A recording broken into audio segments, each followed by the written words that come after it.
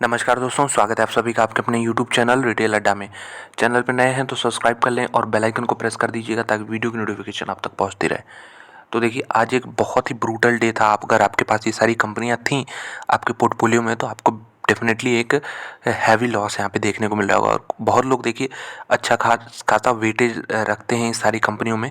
मतलब जैसे मैंने कहीं कहीं देखा है पोर्टफोलियो का, कहीं कहीं तो 10-20% भी सारी कंपनियां जो हैं वेटेज के तौर पे रख देते हैं, क्योंकि लोग देखिए फैसिनेटेड हो जाते हैं और हिस्ट्री भूल जाते हैं। सबसे बड़ी चीज़ फैसिनेट हो जाएंगे कि टाटा स्टील जो है 200 से ये 1500 चला गया और ये सारी प्राइजेस जो हैं मल्टीबैगर रिटर्न्स दे चुके हैं, तो वो अपना एलोकेशन जो है बहुत सारे स्मार्ट इन्वेस्टर्स जो हैं धीरे धीरे ट्रिम करते रहते हैं, पैसे उसमें से निकालते रहते हैं, लेकिन बहुत लोग जो है डिप में ऐड करते रहते हैं। तो देखिए, हिस्ट्री से हमेशा कुछ सीखा करिए, नहीं तो स्टॉक मार्केट में आपके लिए कोई जगह नहीं है। बहुत हार्श वर्ड्स लग सकते हैं, लेकिन हाँ, इस तरह का अगर आपको पैसा बनाना है लॉन्ग टर्म में, तो जहाँ जिस कंपनियों में सिक्लिकल नेचर है, मैं अपने पिछले सारे वीडियोज़ में कहता आ रहा हूँ कि लॉन्ग टर्म की कंपनियाँ नहीं होती ये।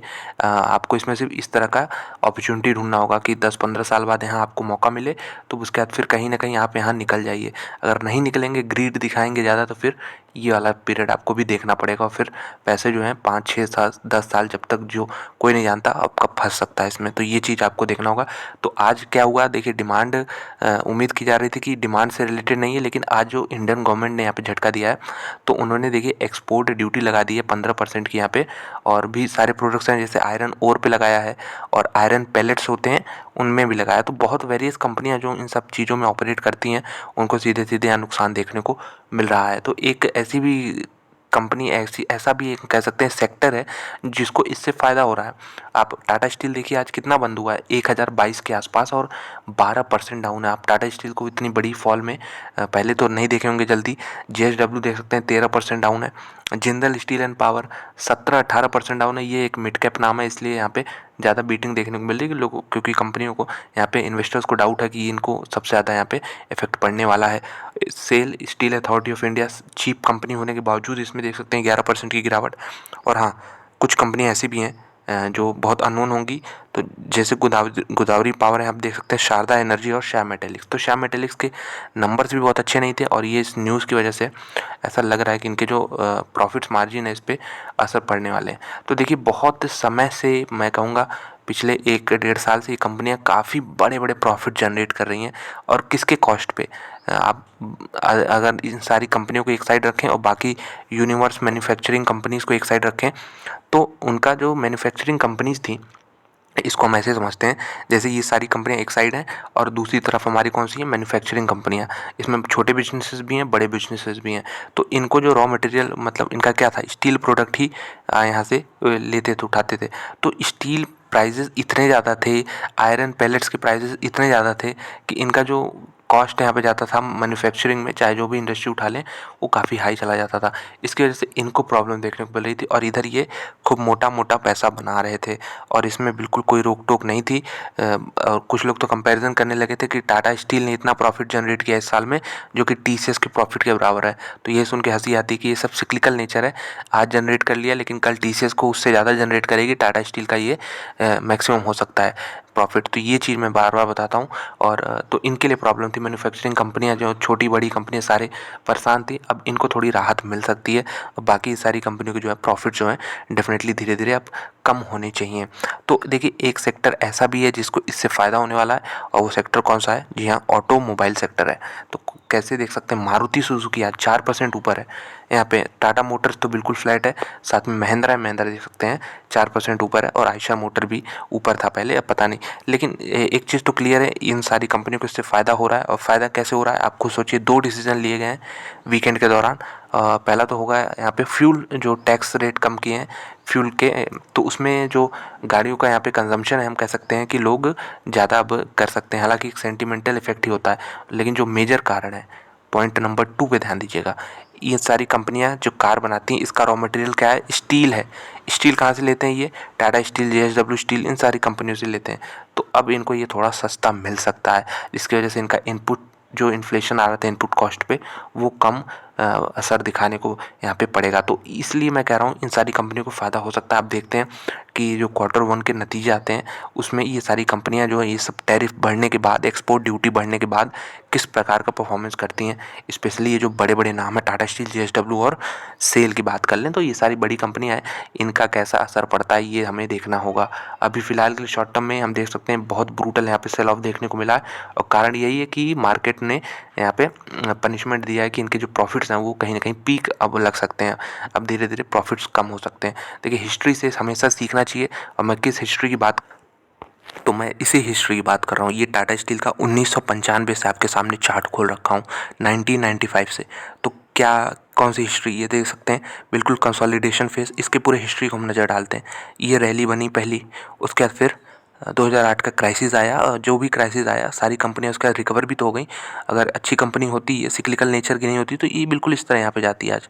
वहाँ पे देख सकते हैं यहाँ पे ये प्रीवियस हाई नहीं तोड़ पाई। चलिए इसको जूम करते हैं। तो पहला तो आपने यहाँ देख लिया एक सिक्लिकल नेचर, उसके बाद फिर से यहाँ पे गिरावट आई, फिर दूसरा, फिर यहाँ पे देख सकते हैं साइकिल्स में, बिल्कुल साइकिल्स में ही चलता है। और ये साइकिल्स कितने का अंतर होता है, कभी ये आप देख सकते हैं 3 साल भी हो सकता है, कभी ये 10 साल से ज़्यादा का भी पीरियड हो सकता है। तो कोई नहीं जानता ये सारी कंपनियां कैसे परफॉर्म करती हैं। हाँ, इसमें एक श्योर शॉट पैसा बनाने का एक ही तरीका है कि आप जब भी इस तरह के लोस पे आइए, नीचे के साइड में कहीं इस तरह के जोन में मिलता है तो बाई कर लीजिए और ऊपर यहाँ पे निकल जाइए। इस बार तो काफ़ी स्ट्रेच हो चुका था ये साइकिल, हालांकि डिमांड भी काफ़ी ज़्यादा थी। तो अब कहीं ना कहीं एक ब्रेकडाउन भी देखने को मिल रहा है हमें टाटा स्टील में।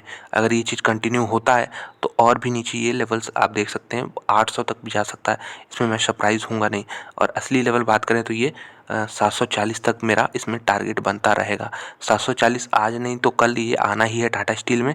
और बहुत लोग देखिए ऑफेंड हो सकते हैं कि इतने नीचे के टारगेट्स मैं क्यों दे रहा हूँ, लेकिन ये तो आपको मैंने हिस्ट्री दिखाई ये टाटा स्टील की, ये कैसे मूव करता है। अभी पूरी हिस्ट्री में देखा आपने, तो अब क्या आपको नहीं लगता कि बिल्कुल ये ऐसे एक चीज़ बनाना चाहेगा, बनाने के बाद फिर से ये अब अगले के लिए तैयार होगा। तो यही इसी तरह का इसका नेचर ही है। वॉल्यूम देख सकते हैं यहाँ पे डाउन हो चुके हैं। तो टाटा स्टील छोड़िए, टाटा स्टील को लोग कह सकते हैं ऐसा केस होगा, लेकिन अब सेल में देखिए steel authority of India limited, क्या मैसिव रैली रही थी ये। तो इसमें बहुत लोगों ने पैसा बनाया होगा, डेफिनेटली बनाया होगा। उसके बाद फिर ये गवा भी दिया आधा से ज़्यादा। तो ये सब क्या है, इंडिकेट करता है कि ये सब कंपनियां लॉन्ग टर्म की कंपनियां नहीं है। इसमें नीचे खरीदिए ऊपर निकलिए, फिर से यहाँ पे कोई टाइमिंग तो कर नहीं पाएगा कि यहाँ पे खरीद ले फिर यहाँ पे निकल जाए। ये तो बहुत मुश्किल काम होता है, मार्केट्स में ये कोई नहीं कर पाता। तो फिर यहाँ पे देख सकते हैं ये जो हाई है ये अभी तक सेल के लिए आया नहीं है, 200-250 के ऊपर का लेवल है ये। और फिर से यहाँ पे आप देख सकते हैं साइकिल्स किस तरह बन रही हैं, और फिर से एक अपवर्ड साइकिल, अब फिर से नीचे आ रहा है। तो जो मैंने बताया साइकिल्स में इस तरह ऐसे ऐसे मूवमेंट्स होते रहते हैं इन कंपनियों के, वही चीज़ आपको इसमें भी देखने को मिल जाएगा। चलिए अभी और बात कर लेते हैं, अभी कुछ और कंपनियों की बात करते हैं। तो सबसे पहले यहाँ पे जिंदल स्टील की बात करते हैं। तो जिंदल स्टील में क्या चल रहा है, लॉन्ग टर्म का चार्ट बिल्कुल सारी कंपनियों का सेम है। ये पहला फेज़ देख सकते हैं ज़बरदस्त है यहाँ पे, और यहाँ पे उसके बाद फिर सारी गेंस इसने लगभग 90% ही गिरा दी हैं। उसके बाद फिर से मूवमेंट, फिर गिरावट, उसके बाद फिर मूवमेंट, फिर गिरावट, अब फिर मूवमेंट हो रहा है, फिर से गिरावट की यहाँ पे। मैं ऐसा नहीं कह रहा हूँ कि यही जो फेज़ आज यहाँ पे पीक बन चुका है, लेकिन हाँ आज नहीं तो कल इसे नीचे आना है, ये मैं तो गारंटी दे सकता हूँ। तो यही सारी ये कंपनियाँ हैं जिनके प्रॉफिट्स होते हैं 1-2 साल के लिए बहुत ज़्यादा हो सकते हैं, उसके बाद फिर अगले 3-4 सालों में धीरे धीरे कम होंगे, फिर अगले 3-4 सालों में नेगेटिव भी जा सकते हैं। तो इन सब चीज़ों पे आप ध्यान दिया करिए। मैं कभी रिकमेंड नहीं करता हूँ इस तरह की कंपनियाँ। और टाटा स्टील देखिए बहुत अच्छी कंपनी है, देश के इसमें ग्रोथ में इसका बहुत बड़ा योगदान रहा है।